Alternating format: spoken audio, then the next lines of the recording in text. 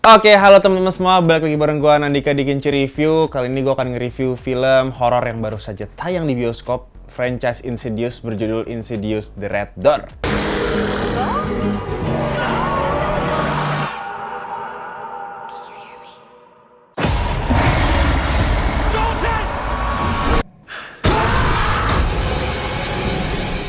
Spoiler warning buat kalian semua yang belum nonton, gue hitung sampai 3. 1, 2, 3. Jadi kan film ini bercerita tentang hubungan antara Josh sama Dalton. Ini adalah time skip 9 tahun lamanya setelah mereka dihipnotis di film Insidious 1 sama 2. Jadi mereka berdua tuh udah nggak ada yang inget lagi sama peristiwa apa yang dilakukan sama mereka di Insidious 1 sama 2. Nah, ancaman datang lagi ketika para hantu mulai menakut-nakuti kedua karakter ini. Nah, selanjutnya hantu tersebut pengen mereka berdua balik lagi ke The Further, namanya adegan atau tempat ikonisnya di Insidious gitu.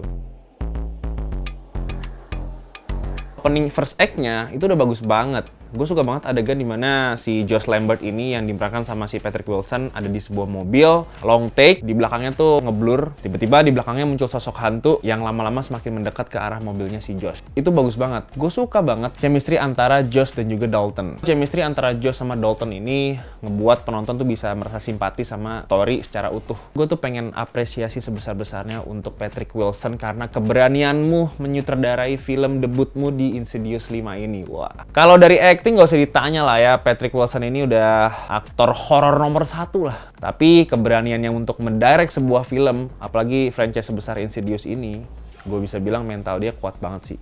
Karena emang berat banget ya diproduserin sama James Wan, dan tanggung jawab si Patrick Wilson ini sebagai aktor sekaligus sutradara tuh berat banget pasti.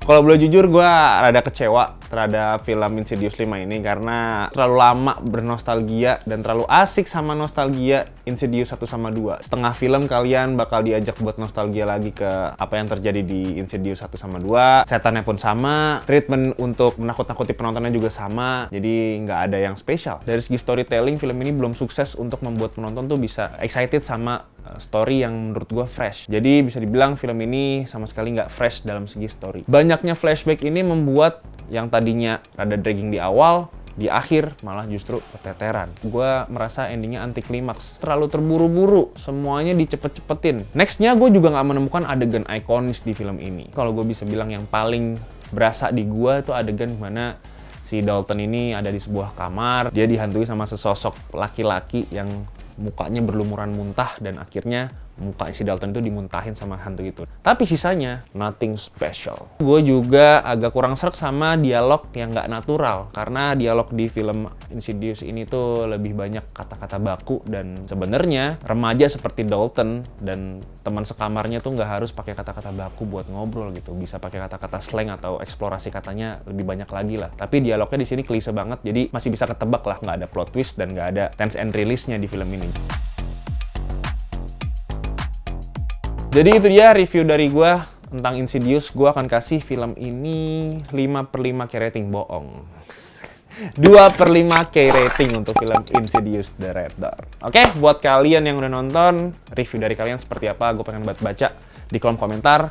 Kalau kalian yang belum nonton, ekspektasi kalian sama film Insidious ini tuh seperti apa? Apakah kalian nunggu-nunggu banget atau ya udahlah ya, ini film yang untuk enjoy to watch aja? Tulis di kolom komentar juga. Oke, Nandika pamit, sampai bertemu di review berikutnya.